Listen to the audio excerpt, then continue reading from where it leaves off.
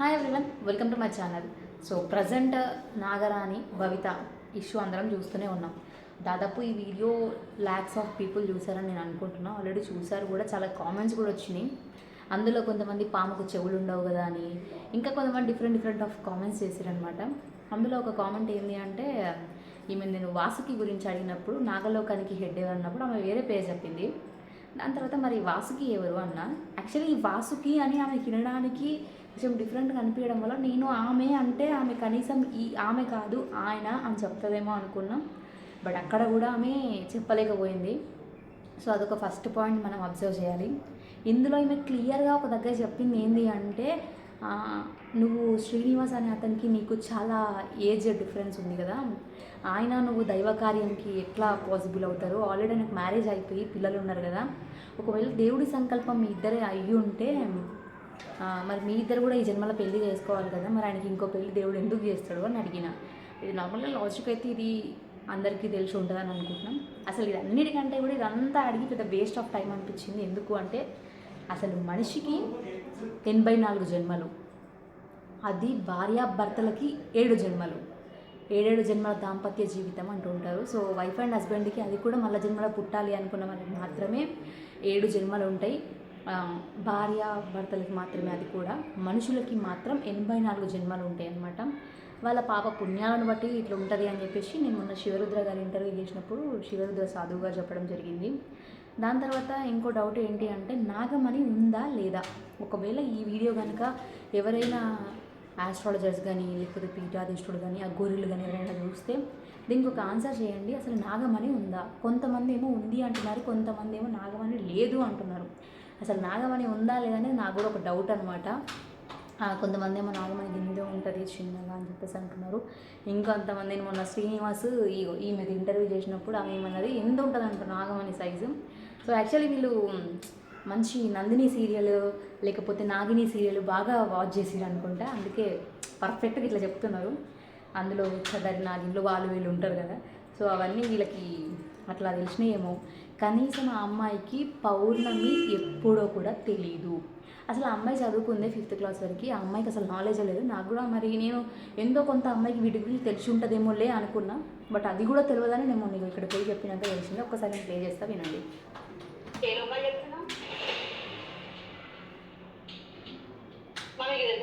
నీకేం తెలియదు, నువ్వు అమ్మ పుట్టివా నాయన పుట్టివా?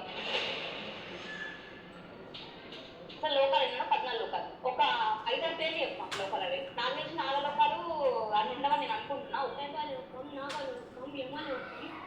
ఇలా చాలా ఉన్నాయి. అవి ఏ లోకాలు చెప్తున్నావు మరి? అత్తల గిత్తల కుత్తల ఇవేం లోకాలు మరి? అత్తల గిత్తల అని నేనంటే అత్తల కుత్తల అని ఆమె అంటుంది. ఈడనే అర్థమైపోయింది ఆమెకి ఎంత నాలెడ్జ్ ఉంది అని. యాక్చువల్లీ ఇక్కడ ఒక చిన్న లాజిక్ ఏంది అంటే, నార్మల్గా దేవతలు అయిన వాళ్ళు మనిషి రూపం ఎత్తరు అంట. నేను నిన్న ఆస్ట్రాలజర్ ఇంటర్వ్యూ తీసుకున్నప్పుడు నాకు గురువు గారు చెప్పింది ఏంటి అంటే, అసలు దేవతలు మనిషి రూపంలో ఉండడం అసాధ్యం అంటే. ఇంకా కొంతమంది ఏమన్నారు, మరి పాములు అప్పట్లో మనుషుల్లాగా ఉండేవి కదా కొన్ని సినిమాలల్లా అన్నారు. సినిమాలో చూపించిన ప్రతిదీ కూడా నిజం కాదు, జస్ట్ అందులో కల్పితాలు, కొన్ని పాత్రలు మాత్రమే అందులో మనకి కరెక్ట్గా చూపిస్తుంటారు. రిమైనింగ్ అన్నీ కూడా ఇట్లా ఉంటాయి. సో దాని తర్వాత ఏంటి అంటే, ఇచ్చాదారి నాగిన్లు ఉంటారు, వాళ్ళు ఇట్లా అట్లా ఉంటారు అని చెప్పేసి తెలుసు కొంతమందికి. సో ఇది మనిషికి అయితే జన్మలు ఉంటాయి, కానీ దేవుళ్ళకి మనిషి రూపంలో అయితే జన్మలు అయితే ఉండవు. ఈమె చెప్పింది ఏంది, 3 జన్మలు. ఆమె ఫస్ట్ జన్మల పాము, సెకండ్ జన్మల రాజు భార్య, అండ్ 3rd జన్మల ఇట్లా మానవ రూపం ఎత్తి మన దగ్గరికి వచ్చిందని చెప్పింది అనమాట. సో ఇదనమాట. ఇందులో ఇంకొక మాట కూడా ఆమె క్లారిటీగా చెప్పింది. ఏం చెప్పిందంటే, విగ్రహాలు పెట్టిన మాడ తీయాలి అన్నది. ఆమె నోటితోని ఆమె డైరెక్ట్గా ఒప్పుకుంది విగ్రహాలు పెట్టినాము అని. వీడియో ఒక్కసారి మీరు క్లారిటీగా చూస్తే క్లియర్గా అర్థమవుతుంది. ఇందులో ఒక అతను నాకు కామెంట్ కూడా చేసిన, ఆమె నోటితో ఆమెనే చెప్తుంది విగ్రహాలు పెట్టినాము అని చెప్పేసి అని. సో అట్లుందనమాట. యాక్చువల్లీ ఈ పాపకి ఏం తెలియదు, చాలా ఇన్నోసెంట్ అని చెప్పుకుందాం. ఇక్కడ వీళ్ళ మమ్మీ ఉంది చూసారా, ఆమెకు చెప్తుంటుంది అనమాట, ఇట్లా ఇట్లుంటుంది అట్లుంటుంది అని. సో అట్లా గైడ్ చేసినప్పుడు ఇక పాపం ఆ పిల్లకి తెలియదు కదా, సారీ ఆ అమ్మాయికి తెలియదు కదా. సో నాకు కూడా చిన్నది కాబట్టి అట్లా అన్న ఫ్లోలో. సో ఆ అమ్మాయి చిన్న పిల్ల కదా, వాళ్ళ మమ్మీ మాటలు వింటుంటుంది అనమాట. ఈమెకి ఏమన్నా గుర్తొస్తే ఆ మమ్మీకి చెప్తుంటుంది, ఈమె ఇట్లా రాయు అట్లా రాయు అని. అలాంటిది ఈమె ఇంకొక మాట కూడా ఏదో మాట్లాడింది అనమాట. యాక్చువల్లీ దానికి చదువుకి దానికి సంబంధమే లేదు కదా అనిపించింది. సో యాక్చువల్లీ నేను కొన్ని పాయింట్స్ని బుక్లో నోట్ చేసిన అనమాట. నేను మళ్ళీ మర్చిపోతానేమో అనిపించింది. అందులో ఈమెకి పౌర్ణమి ఎప్పుడో కూడా తెలియదు, కానీ ఈమె ప్రతి పౌర్ణమికి కుబుసం ఇడుస్తుందంట. మరి నార్మల్గా చలికాలం కాబట్టి స్కిన్ అందరికీ ఊడుతుంటుంది, అది కామన్. కానీ ఈమెకి రిపోర్ట్స్ కూడా నార్మల్ వచ్చినాయి అని చెప్పేసి తన ఊడుతుందని చెప్పింది. ప్రీవియస్గా 1 year బ్యాక్ ఆమె ఇంటర్వ్యూలు ఇచ్చినప్పుడు అందులో క్లియర్గా చెప్పింది కూడా. దాని తర్వాత ఈమెకి పౌర్ణమి ఎన్నిసార్లు వస్తుందో తెలియదు. ఈ ఇంటర్వ్యూలో నేను అడిగినప్పుడు, బట్ వాళ్ళ మమ్మీ ఉన్నప్పుడు నేను అడిగినప్పుడు వాళ్ళ మమ్మీ ఏం చెప్పిందంటే నెలకు 2 సార్లు వస్తుంది అనమాట. మరి వీళ్ళు ఏ కాలంలో ఉన్నారో నాకు అర్థమవుతలేదు, కానీ మరి వీళ్ళు ఐ థింక్ మన క్యాలెండర్ని వీళ్ళు ఫాలో అవ్వరేమో, వాళ్ళకి ఇంకేదన్నా క్యాలెండర్ వాళ్ళ ఓన్గా వాళ్ళు రూపొందించుకున్నారేమో అనిపిస్తుంది నాకు. అండ్ దాని తర్వాత గత జన్మ గుర్తులు వచ్చినాయి నాకు 3 జన్మలు అంటది. నిజంగా మనిషికి 3 జన్మలు ఉంటే మొదటి జన్మల ఉన్న ఏమైతే వీళ్ళు దైవకార్యం చేయాలి అనుకున్నారో అది 2వ జన్మల తీర్చేస్తాడు దేవుడు అని చెప్పేసి నాకు ఆస్ట్రాలజర్స్ చెప్పారనమాట. కానీ 3వ జన్మల మళ్ళీ తీర్చుకోవడం ఉండదు. సెకండ్ జన్మలో రాజు బిడ్డగా పుట్టడం అసలు ఇది కరెక్టే కాదు అన్నారు. ఇదంతా సోది చెప్పే కంటే కూడా అసలు మనిషి జన్మ ఎత్తుడే తప్పనమాట. ఇది ఒక క్లారిటీ ఇచ్చిన అందరికీ నేను. నాగలోకానికి హెడ్ ఎవరన్నప్పుడు ఆమె ఇంకేవో పేర్లు చెప్పింది. సో ఇదంతా కూడా ఆమెకి తెలిసి తెలియక వాళ్ళ మమ్మీ గైడెన్స్ చెప్పక అన్నీ ఇట్లాంటివి చేస్తుందన్నమాట.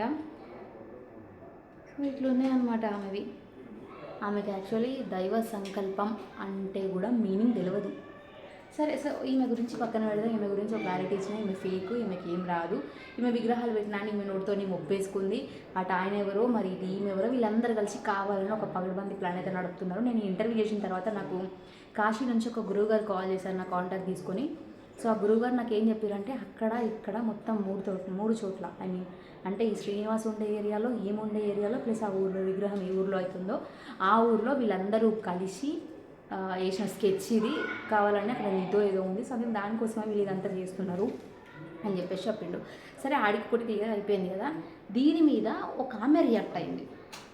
మరి ఆ తల్లి ఏ నుంచి వచ్చిందో, మరి ఆమెకు అంత కామన్ సెన్స్ ఉందేమో నాకు అర్థం కాలేదు. కానీ అంత కామన్ సెన్స్ ఉన్నామే మరి డైరెక్ట్ వచ్చి నాతో మాట్లాడకుండా ఒక వీడియో పెట్టి నిజంగా ఆమెకి వ్యూవర్షిపే కావాలి అనుకుంటే పక్కన వాళ్ళు కష్టపడి ఎండలు అంత దూరం పోయి మేము ప్రెస్ మీట్ పెట్టి ఆమె ప్రెస్ మీట్ పెట్టినప్పుడు మేము మాట్లాడినప్పుడు ఇదంతా చూసినాక రియాక్ట్ కాదు, నువ్వు ముందే రియాక్ట్ అయ్యేది ఉండే అని నాకు అనిపించింది. యాక్చువల్లీ వీళ్ళని ఒక గురువు గారు శాపం పెట్టిరు అని చెప్పేసి దాని విషయంలో ప్రెస్ మీట్ పెట్టినా అని చెప్పింది. బట్ నేను యాక్చువల్లీ ఆ ప్రెస్ మీట్ కోసం నేను బోల్లేదు, సపరేట్ గ్రూప్లో మాట్లాడడం కోసం మాత్రమే నేను పోయినా. ఆమె ఏమంటుంది, యాంకర్లకి కామన్ సెన్స్ ఉండాలి అని ఒక పర్సన్ మాట్లాడింది. అమ్మ ఐ థింక్ నువ్వు న్యూ అడ్మిషన్ అనుకుంటా, నేను ఎప్పుడు ఒకరి వీడియోలను ఫాలో గాను. అండ్ ఇంకోటి ఏంటంటే నీకు తెలియాల్సిన విషయం, ఒక్కసారి పోయి నా వీడియోలు చూడు, నా ఇంటర్వ్యూలు చెక్ చేయు. నేను ఎప్పుడైనా కూడా అంతకుముందు నాది కామెడీ ఇంటర్వ్యూస్ ఉండే ఎంటర్టైన్మెంట్ పరంగా. తర్వాత నేను చాలా కాంట్రవర్షియల్ ఇంటర్వ్యూలు చాలా చేసిన, ఒక్కటి కాదు. నువ్వు ఒకసారి పోయి నీ కళ్ళు ఇట్లా పెద్దగా చేసుకొని చూస్తే నీకు కనబడతాయి నా ఇంటర్వ్యూలు.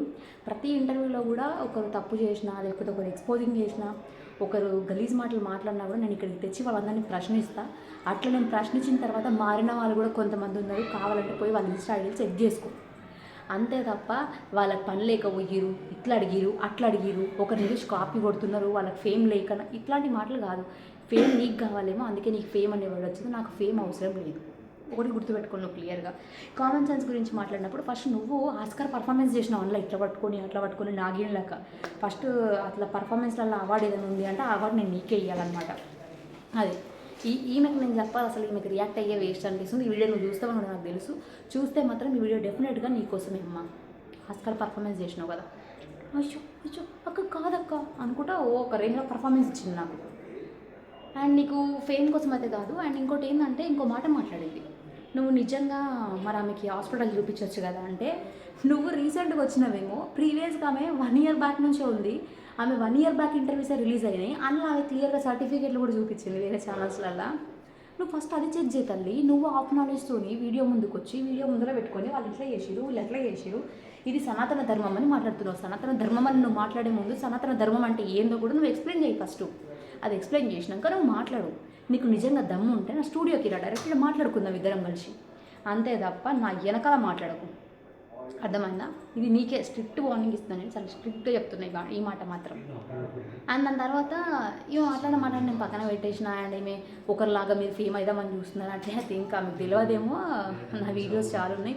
నా నా ప్రతి వీడియోలలో కూడా నేను కాంట్రవర్సరీ చేసిన ల్యాక్స్ ఆఫ్ వ్యూవర్షిప్ ఉంటుంది, నువ్వు చెక్ చేసుకో కావాలంటే. కానీ తెలియకుండా నీకు ఆఫ్ నాలెడ్జ్ ఉండి నువ్వు మాట్లాడిన మాటలు ఉండే చూసినావా, దానివల్ల కొంతమంది బాధపడతారు, వాళ్ళ మనోభావాలు దెబ్బతింటాయి. నీ మనోభావాలు దెబ్బతింటే నువ్వు నీ ఇంట్లో పెట్టుకో, కానీ పక్కన వాళ్ళకి మాత్రం హార్ట్ చేయకమ్మ తల్లి, అర్థమైందా? సో ఇదనమాట, ఇదైతే నేను క్లారిటీ ఇచ్చిన, కన్క్లూజన్ కూడా మీకు చెప్పేసిన. ఒకసారి ఇందాం, కొంచెం నవ్వుకుంటారు మీరు కూడా ఆమె ఒకసారి ఇంటే కామెడీగా. యాక్చువల్లీ దేవుడితోని ఆటలాడడం ఇలా నవ్వుకోవడం అనేది కూడా కరెక్ట్ కాదు, కానీ ఈమె చెప్పిన మాటలు అట్లున్నాయి. నిజంగా దేవుణ్ణి బ్లేమ్ చేస్తున్నారు. ఇంతవరకు క్రిస్టియన్స్ ఇట్లా బ్లేమ్ చేసుకుంటూ ఉంటుంటే హిందువులు దిగేటోళ్ళు, కానీ ఇప్పుడు హిందూ దేవుళ్ళనే ఇట్లా బ్లేమ్ చేయడం అనేది అసలు కరెక్ట్ కాదు. దేవునితో ఆటలు ఆడుతున్నారు, కానీ ఏదో ఒక రోజు శిక్ష పక్కా ఉంటుంది, డెఫినెట్గా అది ఫేస్ చేయాల్సి వస్తుంది. వీళ్ళనే కాదు, ఎవరైనా సరే అది దేవునితో పెట్టుకొని దేవునితో ఆటలు ఆడాలి, బిజినెస్ చేయాలి అని చూస్తే మాత్రం చాలా కర్మ, నెవర్ లీవ్ అంటారు కదా, అది అనుభవిస్తారు. నేను బుక్స్ కూడా నేను చదవట్లేదు. నువ్వు చెప్పిన ఈ లోకాలు, నేను చెప్పిన ఈ లోకాలు చెప్పు, నువ్వు అట్లా కూడా సాక్షి అడిగితే అట్లా వెళ్ళిపోతుంది, ఆమెకు రావు కదా పాపం, అర్థమవుతుంది ఆమెకి. ఒక ఆయన దేవుని చూసినా ఇక్కడ దేవుతుంది గుడి కట్టాలని ఒక ఆయన అంటాడు, ప్రతి ఒక్క అక్కడ ఎప్పుడు అవుతాయి మరి, అందరు దేవుళ్ళే అవుతారు, మనుషులే ఎవరు మరి. నిజమే కదా, సడన్గా వస్తాడు, దేవుడు మాట్లాడతాడు, దైవాన్ని వస్తుంది, ఇక దేవుడు సంకల్పం ఒకటి అడిగిన ఒక్కదానికి కరెక్ట్ ఆన్సర్ లేదా ఆమె దగ్గర. ఇప్పుడు దైవ సంకల్పం కోసం నువ్వు ఎంతకైనా నేను ముందుకు వెళ్తాను మాట్లాడుతున్నాను, ఎంతకైనా నువ్వు ముందుకు వెళ్ళేదానికి మరి ఈ విషయంలో పెళ్లి చేసుకోవాలి. అట్లా నువ్వు ఒప్పుకున్నావు కానీ పెళ్లి చేసుకొని అక్క ఫ్యామిలీ ఉందా కదా. సో రైట్, ఇది ఇంటర్వ్యూ మీరు చూసే ఉంటారు ఆల్రెడీ, మళ్ళీ చూపించడం కరెక్ట్ కాదు, కానీ ఈమె విగ్రహాలు నేను పెట్టినా అన్నది కదా, అదొక్క పాయింట్ మీకు వినిపిస్తా. అది ఎక్కడ చెప్పింది,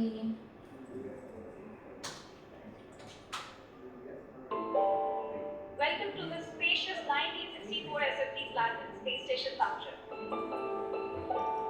హాస్య సంకల్పం కాదు అని నేను అంటే కోసం నేను ఈ దర్శనంలో ఏం అనిపించింది, దేవుడితో నేను మాట్లాడి చెప్పు, నీకు చెప్పాను అది అని మాట్లాడక చెప్పు.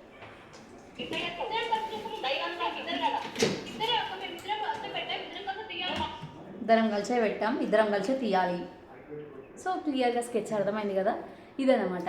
ఇట్లాంటి వాళ్ళు ఉండడం వల్ల దేవునికి చెడ్డ పేరు, అందరి ముందర బదలం, ఈ మనుషులు పాడయ్యారు. సో ఇందులో ఒకవేళ నేను ఏమైనా తప్పుగా మాట్లాడి ఉంటే, ఇఫ్ ఇన్ కేస్ నా మాటల వల్ల ఎవరైనా హర్ట్ అయి ఉంటే I'm really sorry. Thank you so much for supporting.